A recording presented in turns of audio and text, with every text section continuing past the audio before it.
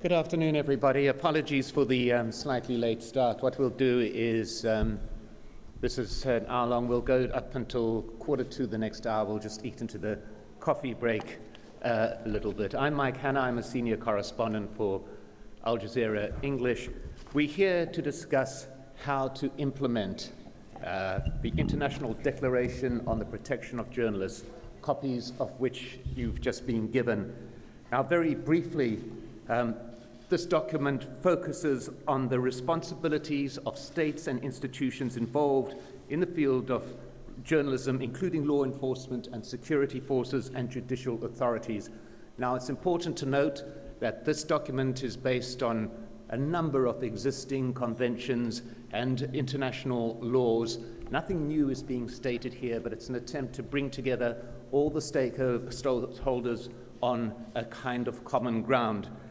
Part 2 of the document before you is basically highlights steps and remedies that news media organizations and journalists should, on a voluntary basis, consider implementing in order to achieve greater safety. What we are looking at here are protocols of best practices by the media organizations and the journalists themselves. Once again, this is based on the best practices that are exercised by news organizations across the globe, most news organizations anyway.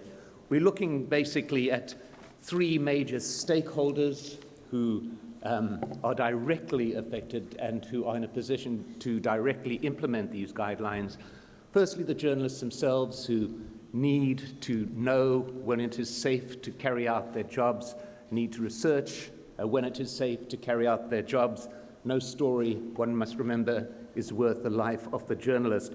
Then, of course, it's the media organizations got to establish those protocols of best practices, creating an environment in which they ensure that their staff are able to operate as safely as possible. The third stakeholder, and a very important one, state institutions.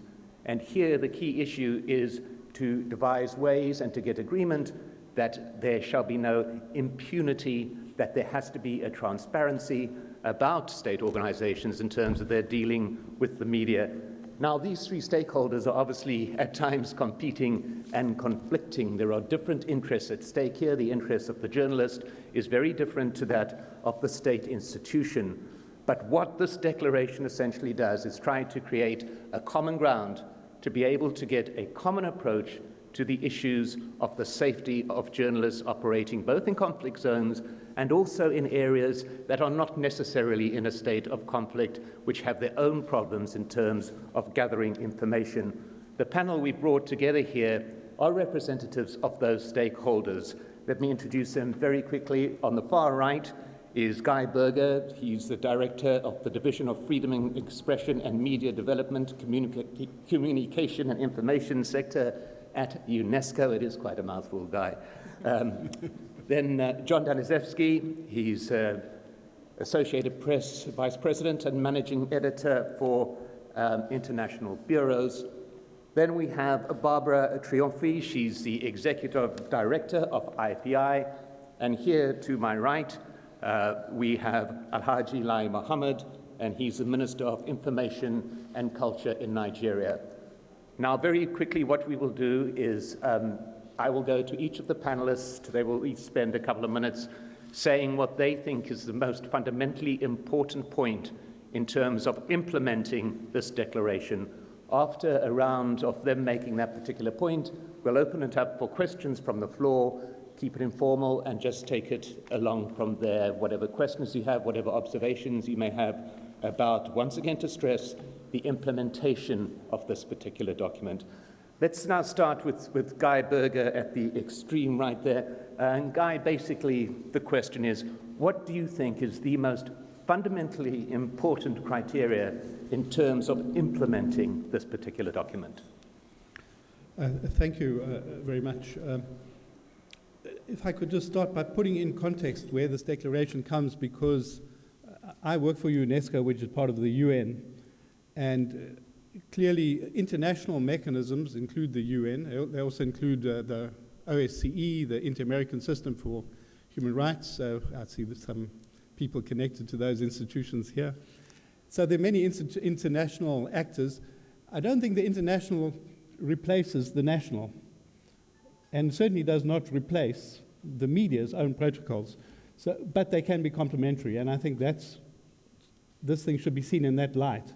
This actually can play at all three levels: the international, the national, and the local with the industry as well. Of course, some industry is also international.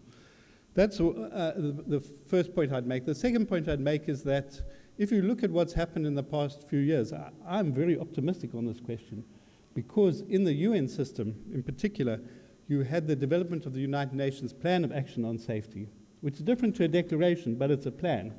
Okay, it doesn't make this declaration redundant, but the declaration doesn't make the plan redundant. These are two complementary things.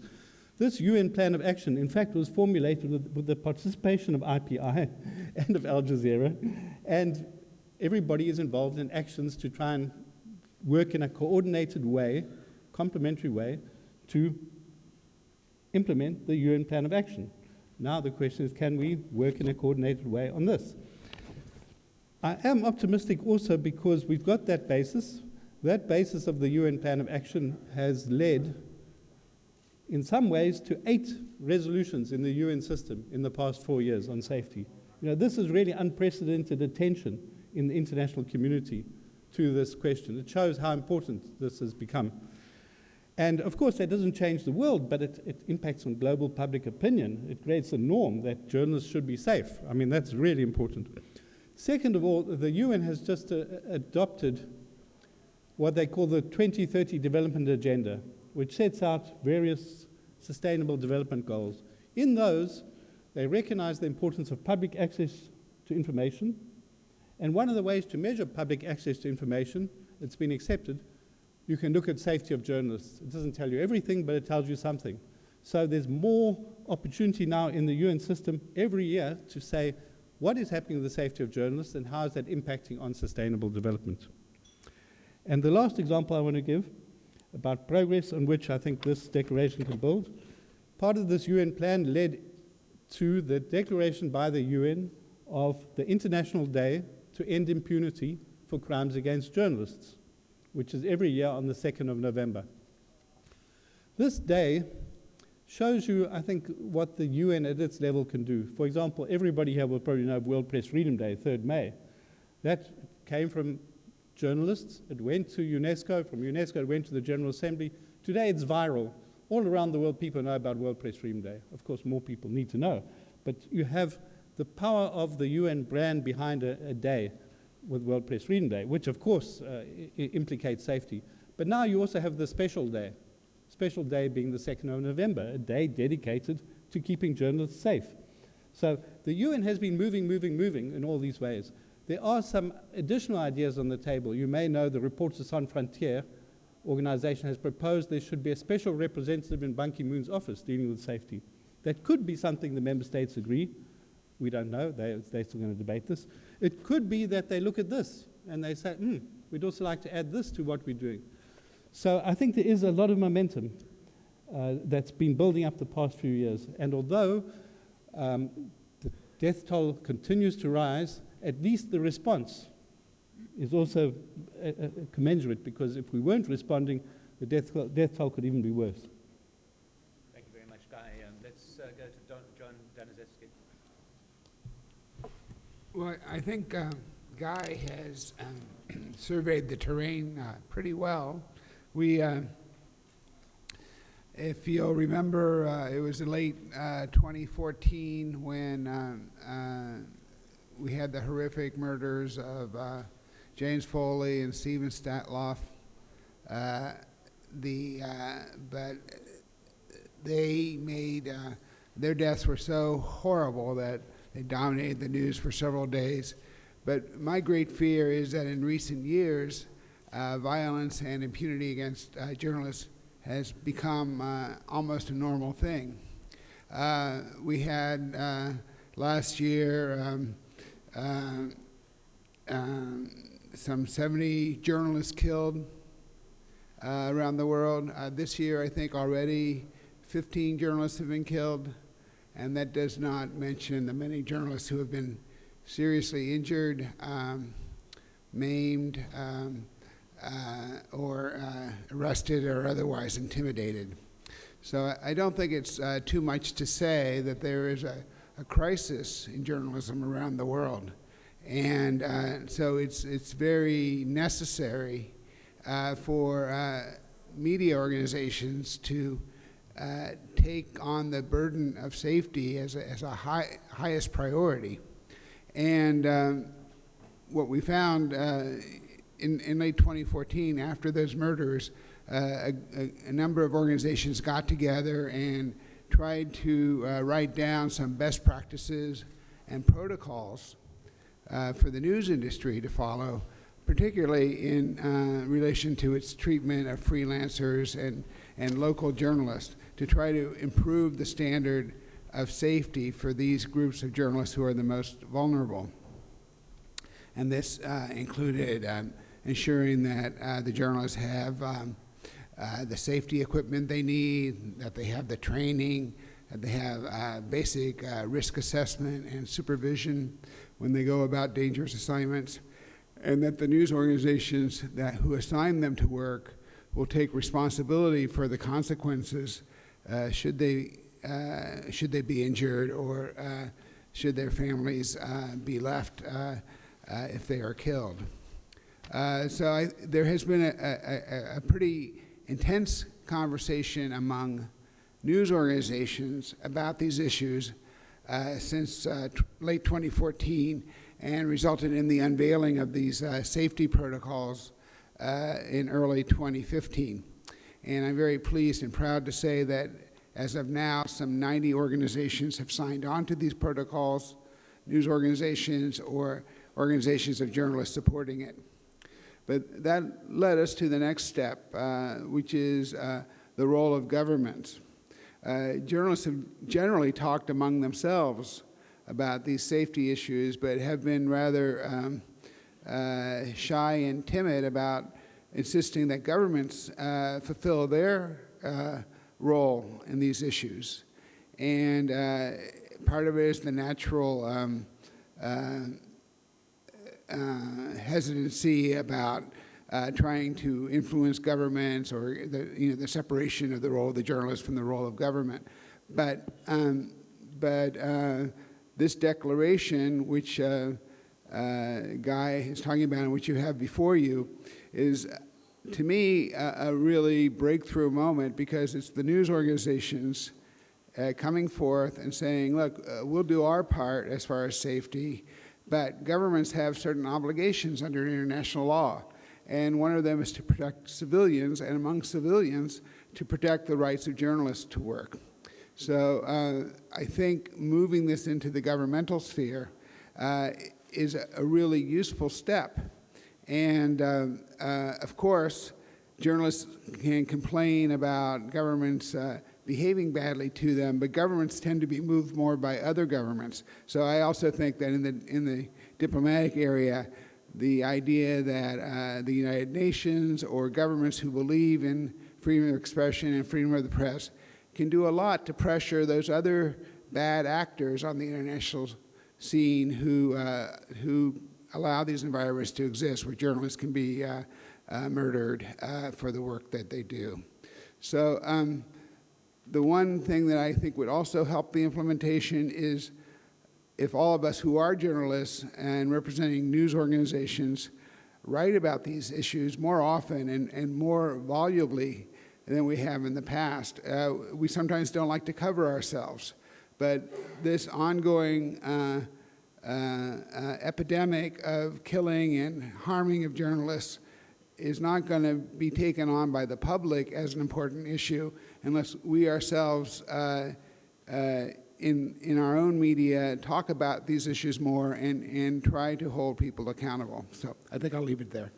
Thank you very much, John. We've just been joined by Dr. Mostefa Souag, who's the Acting Director General of the Al Jazeera Media Network, and of course my boss. Welcome to you, sir.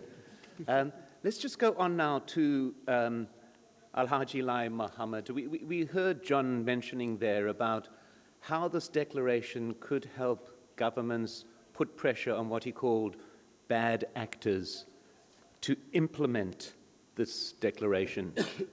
Do you think that's a possibility? Is that a valid point? But I think the implementation of this declaration couldn't have come at a better time than today, given the continuous harassment,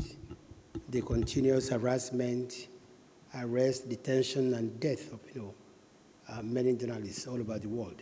Therefore, it's a very it's a very opportune time for this declaration to come. However, I must say with all sense of seriousness that the situation in Nigeria is by far much more different. It is not the journalist that is at risk in Nigeria, but the government. And I'm saying this because, probably because we come from a background of opposition to government, we've been able to work very harmoniously with the media. And all politics, they say, is local. And until and when the relationship between the media and the state locally, it's very cordial. International, declarations or international pressure would not be as effective. For instance, one of the first things that I did as minister was to look at what are the likely area, or rather, what are the usual areas of conflict between the state and the media. And I identified about 3 or 4. The first is the lack of, communication or breakdown of communication between the government and the media. The second is the age-long, mutual suspicion between government and media on the one hand, and especially between the security and intelligence, intelligence community and the media on the other hand. And I decided to, address these issues. The first thing I did was to meet with virtually all the, all the stakeholders in the industry. I met with the Broadcasting Organization of Nigeria. I met with the Nigerian Union of Journalists. I met with the Guild of Editors.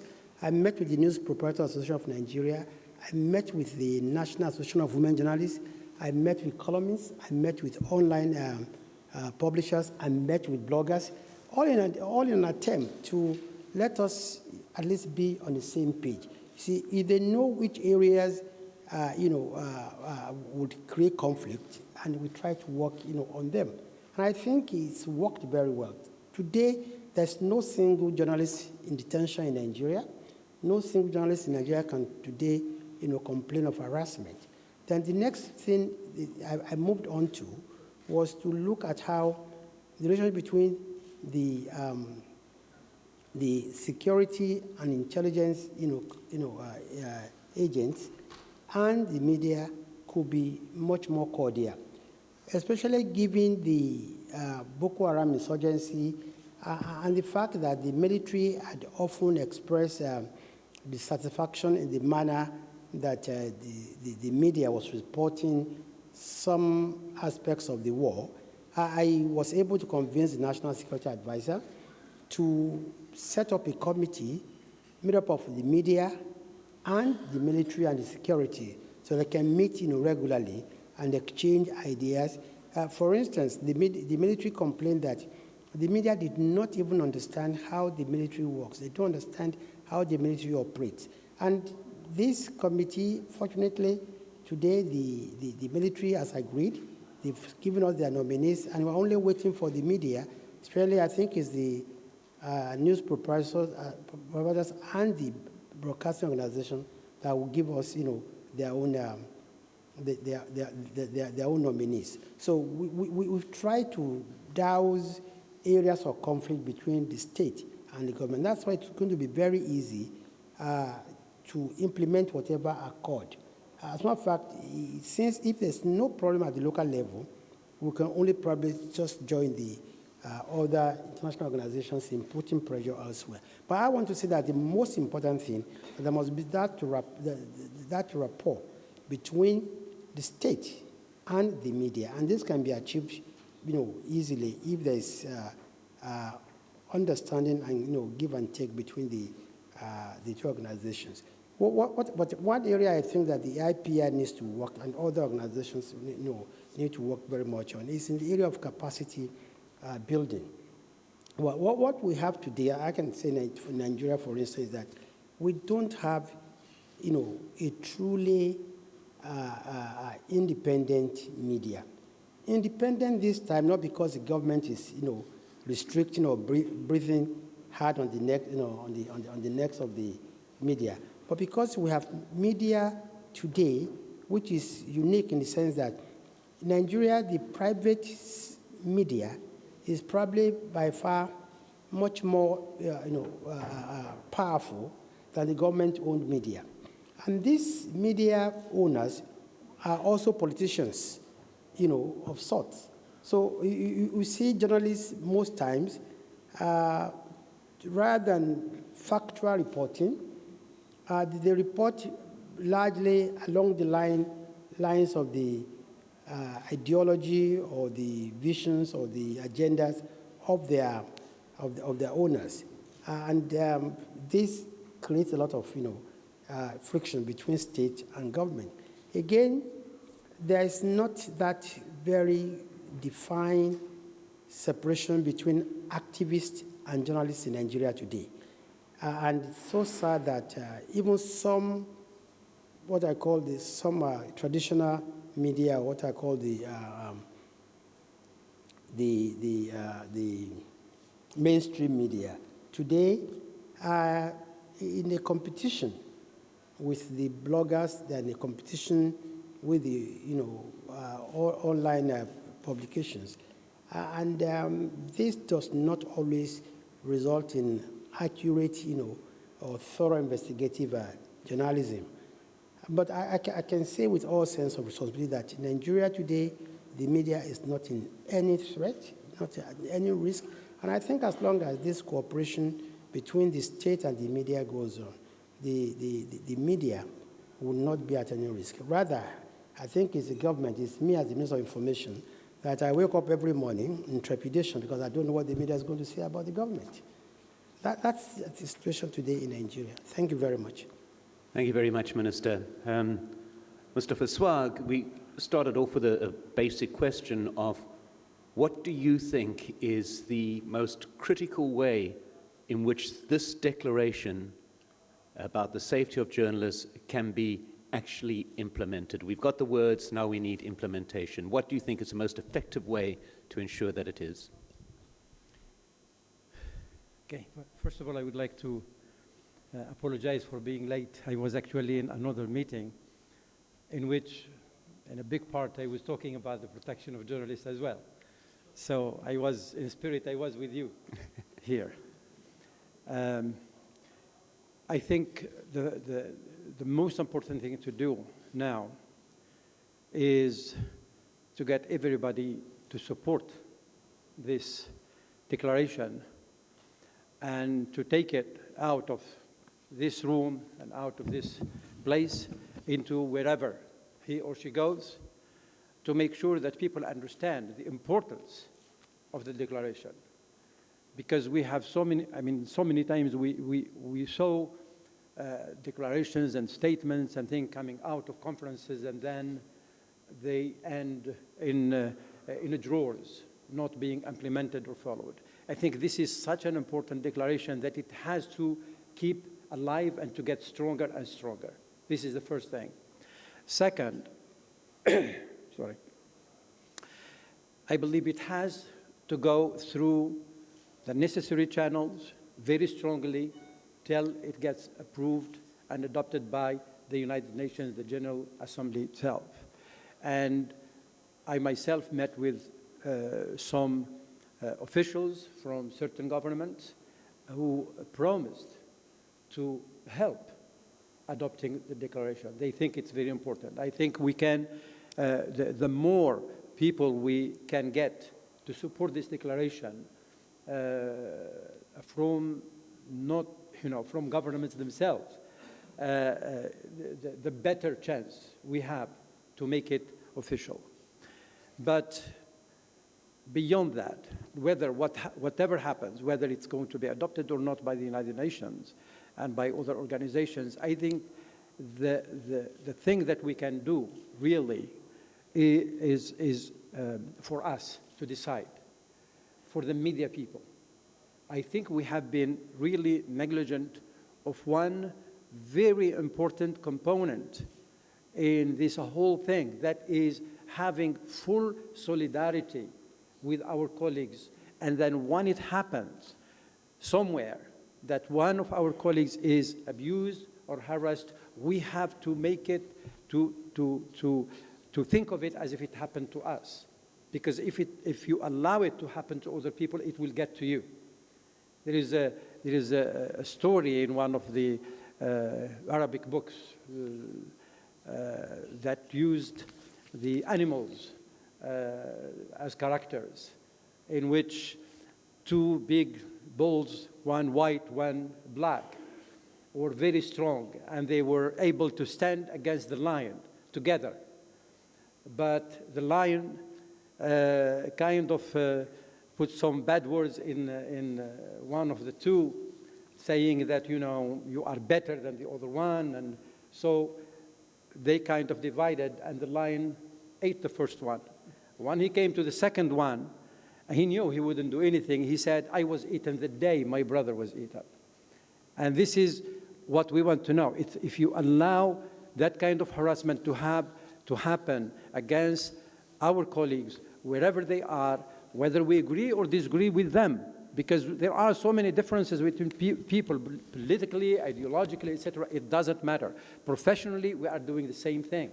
So if you allow that to happen, it's going to get to you one day, regardless of whether you are in parts like the Middle East, where abuse is common, or you are in places that are free and the media is independent or whatever. Somehow you will be affected. That's the second one. The third one, I believe we have to really take a look into our profession. Quite often there is one thing that, for me, it looks like a taboo. Once or twice I try to talk about it, and people say, wait a moment, this is not really the right thing to say, especially in a place like this.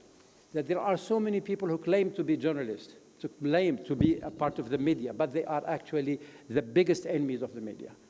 And they are journalists working in newspapers, on television, etc., but they work for groups, for governments, for some of them get to the point where actually they ask the government to punish their colleagues. And we have names, and we have hundreds of them. So do you consider those people journalists, professional journalists, or what do you consider them? If something happened to them, they run to the international organizations and show their membership in this organization or another. But when they go back there, when they are at free, they are the worst enemies of freedom of the media. And we have to actually, I'm not suggesting that we have to shun those people out of our world, but we need to make people aware, our colleagues aware, that either they are professional journalists or they are not.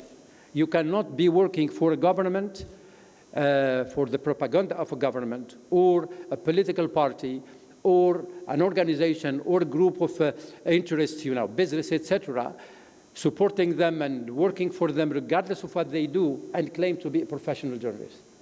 You have to follow the international standards, ethics, the code of honor that bound all of us. And this is very important. This is our job.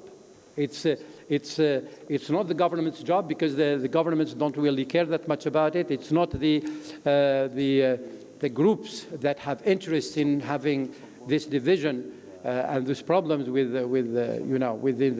the media environment. It is our job, all in the media. I think if we work together on raising the awareness of the importance of professionalism. I heard the minister talking about, in his country, for example, some journalists who are associated with political parties or with business groups, etc. And of course, they have the right to be, if they want to be a part of a political party or whatever, that's one thing. But when they do their business, it should be done professionally. They shouldn't allow their convictions to rule them and to direct them.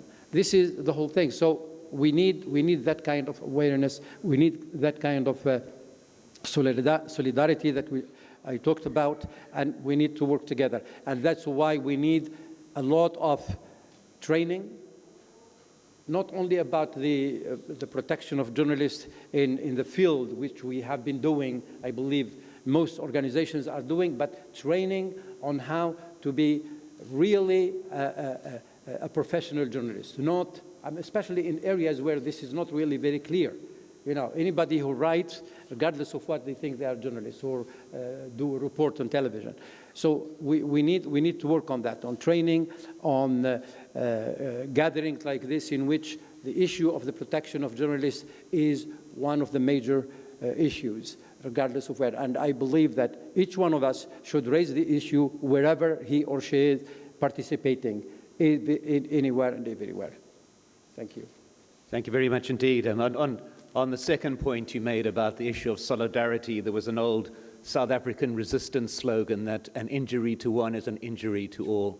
I think it's very apposite in terms of what you said. Barbara Triumphi, basically, are there areas that we think we've missed so far? What would you like to focus in on in terms of implementing this declaration? Sure. Thank you, Mike. First of all, let me stress, as you mentioned in the beginning, that all the principles and all the state obligations which are mentioned in the declaration are already existing in UN Security Council, UN General Assembly, Human Rights Council, treaties, declarations, and all of that. So it's nothing new. And the question is now, how can we implement not only this declaration, but the already existing mechanisms that are out there?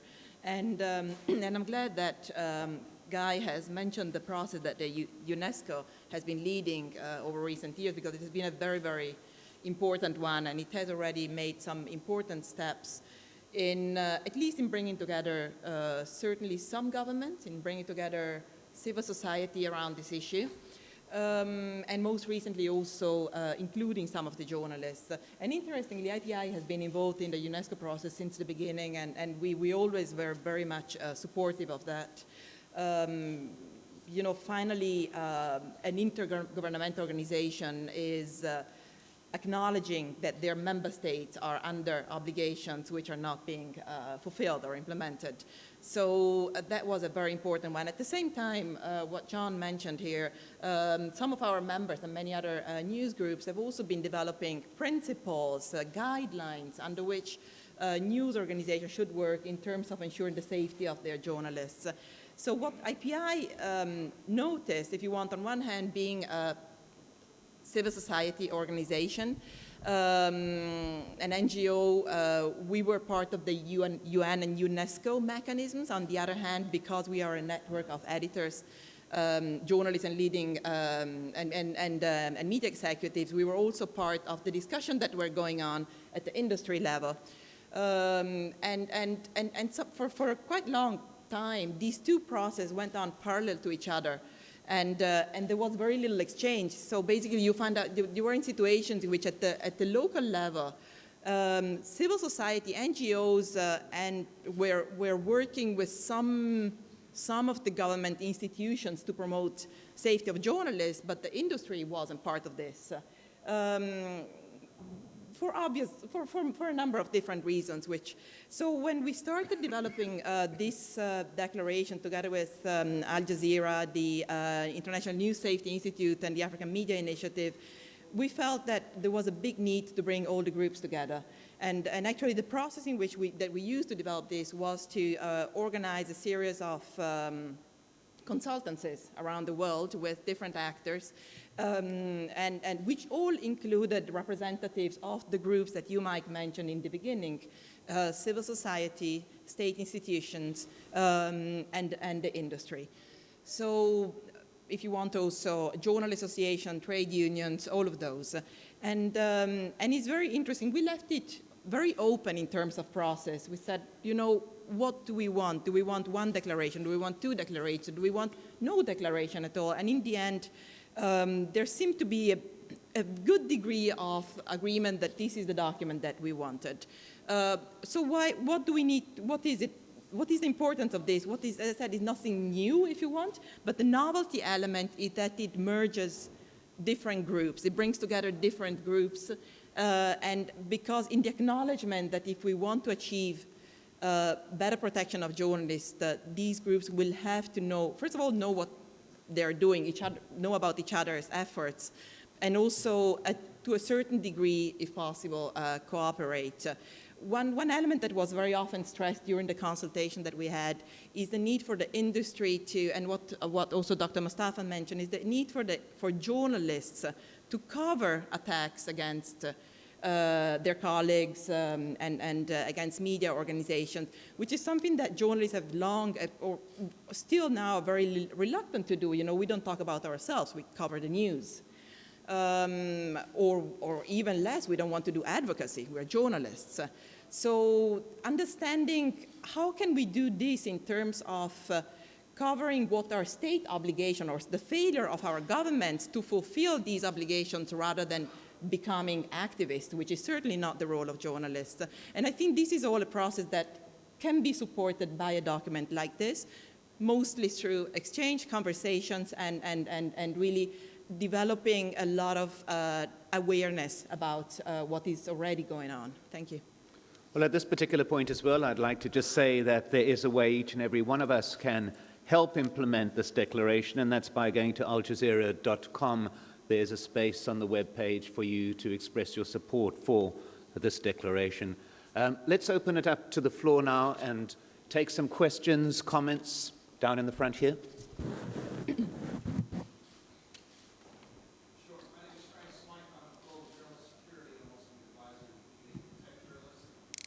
Here's a microphone. Points about solidarity and the need for that. I want to make a comment about language and the importance of being specific in our language. We talk about crimes against journalists, because that, I think, will help identify the problem and bring us closer to a possible remedy.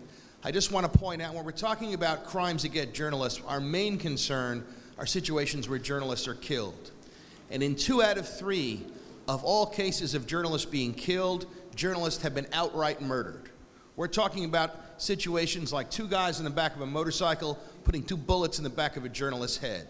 Situations where nobody disputes that a crime has taken place. That's the overwhelming majority of fatalities of journalists. And I think we need to keep that in mind, which is distinct from cases where a journalist may be shot in a battlefield situation, and the question is whether or not the shooting was justified by police, military, or insurgent forces. And I think we need to keep that in mind.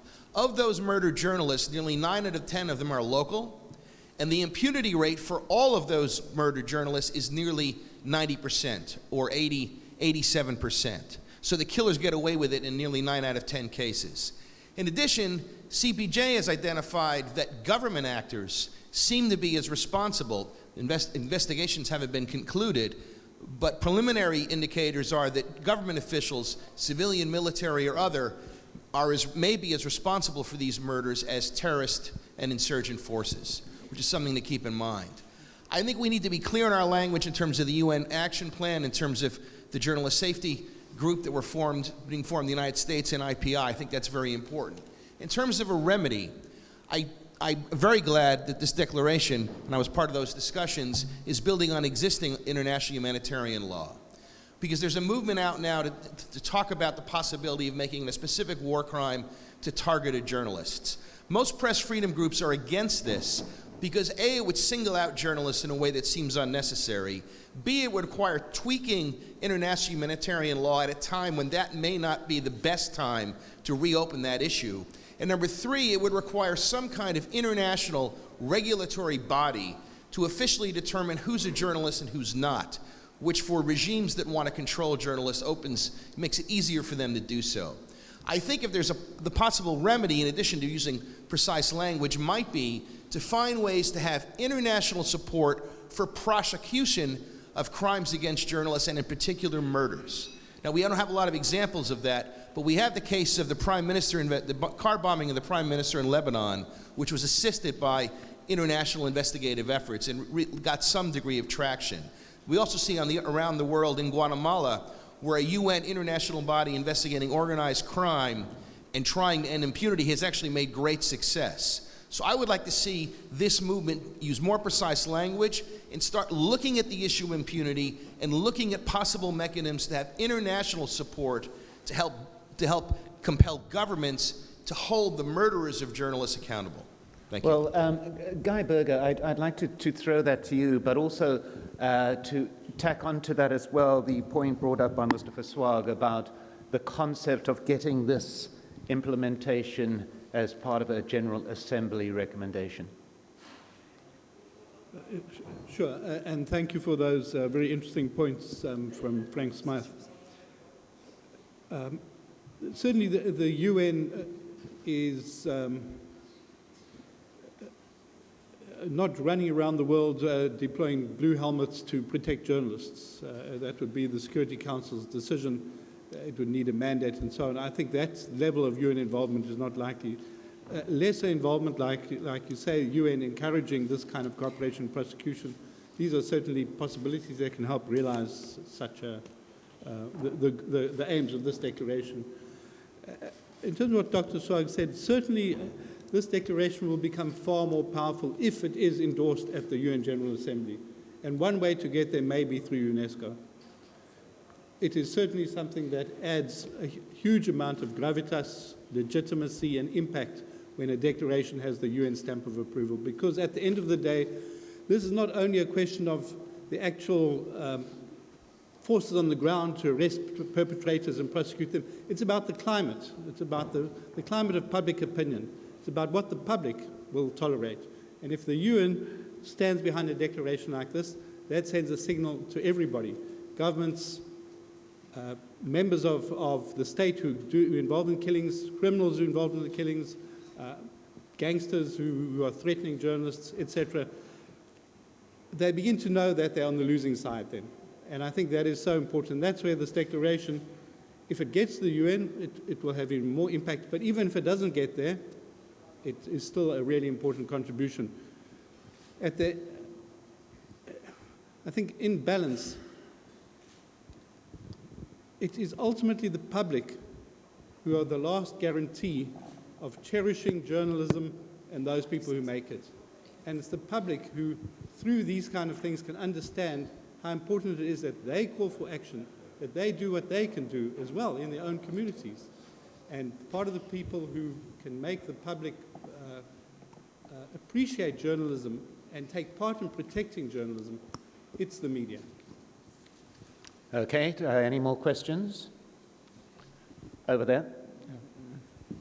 Yes, my name is Wesley Gibbings from the Association of Caribbean Media Workers, and I wanted to address the question of the level of precision that needs to be achieved, that some people are suggesting needs to be a prerequisite to moving forward.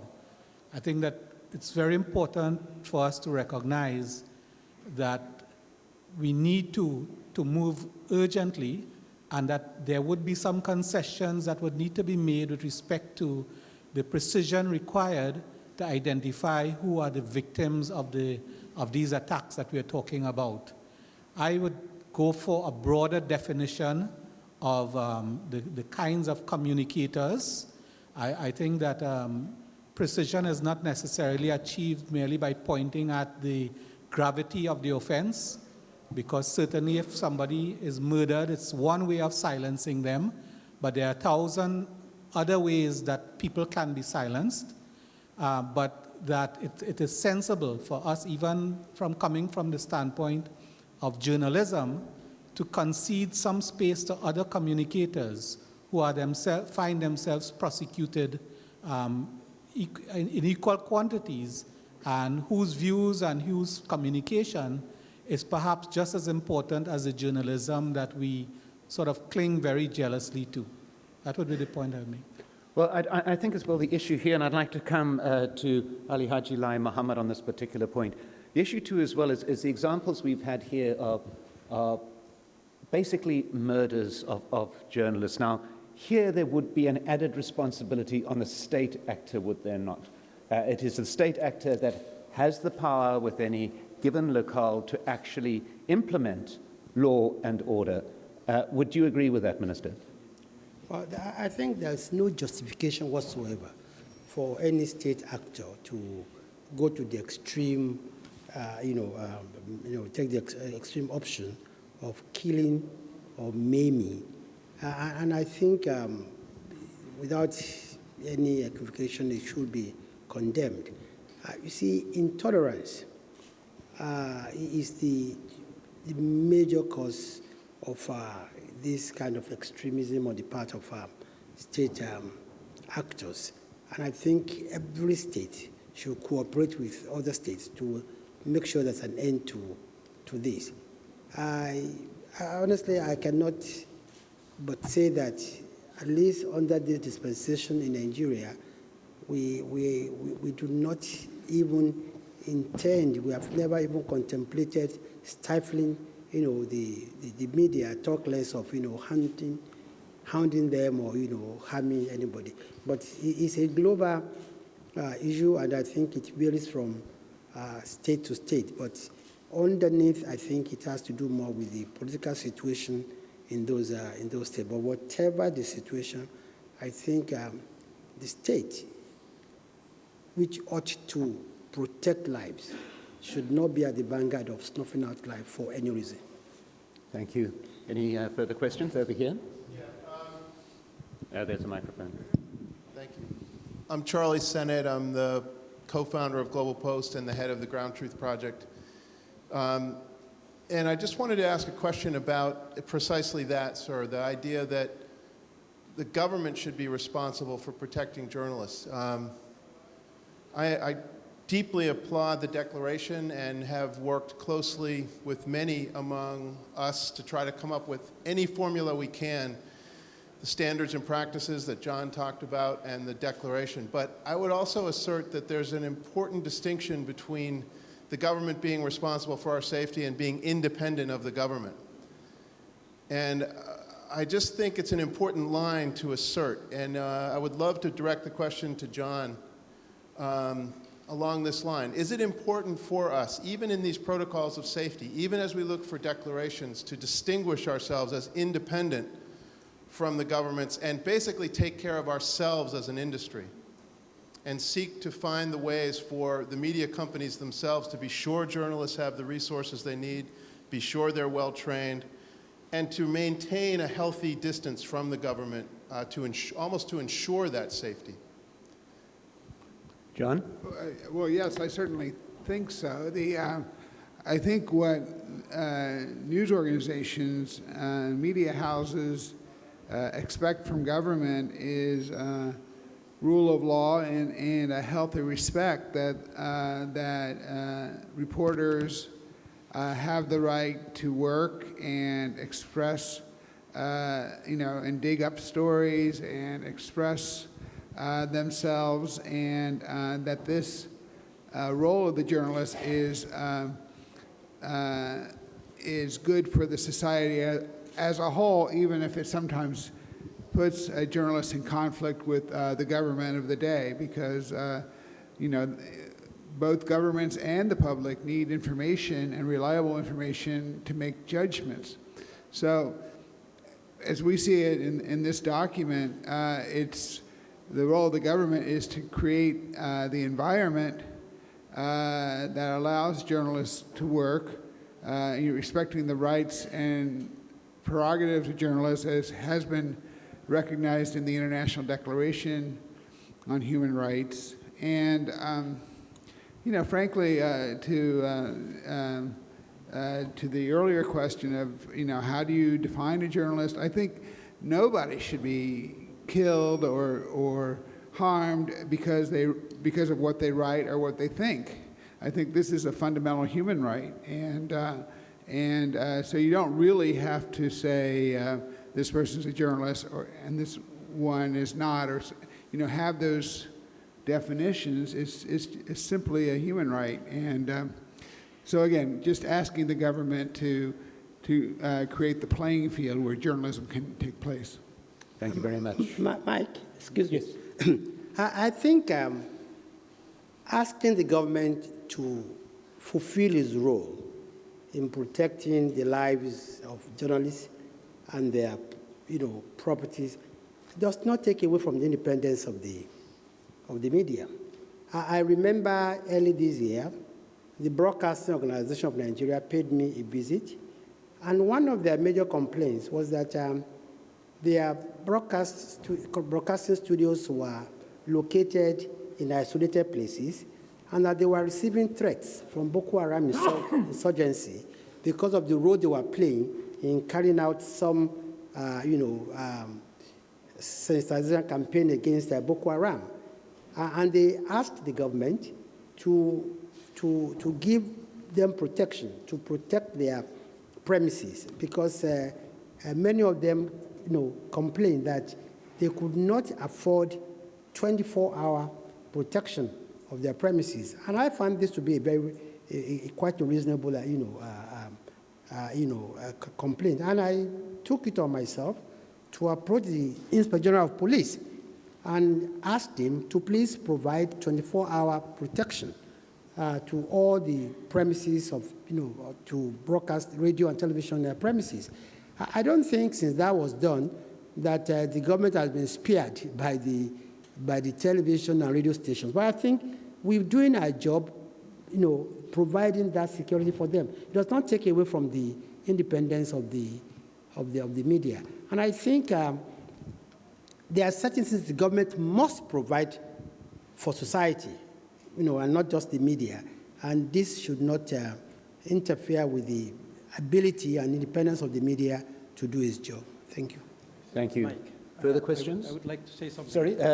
Yes, on this topic. I believe there is maybe a little bit of misunderstanding. I don't think that we are asking government to protect journalists. We are asking governments not to hurt journalists. Absolutely. Because most of the damage against journalists is coming from government agents. If you take most countries in the world, that is the victims of violence, among journalists. The violence comes from the government agents. In certain places, like in Latin America, where the drug cartel sometimes and some other criminal organizations target journalists, that's true. Governments here have to protect them maybe. But all we are asking for is for the government not to hurt journalists. If we start with that, if we get that, just not hurt them, even if you don't protect them, you solve more than 50% of the problems. This is, I believe, this has to be in our mind when we talk about the declaration here. We want the government to understand that as a government, it's not only that it has the duty to protect journalists as people, because the government is the one who is supposed to provide security for everybody in the country, but beyond that, what we are asking them is not to try to hurt any journalist. And if they can protect also journalists from harms coming from other entities, that's even better.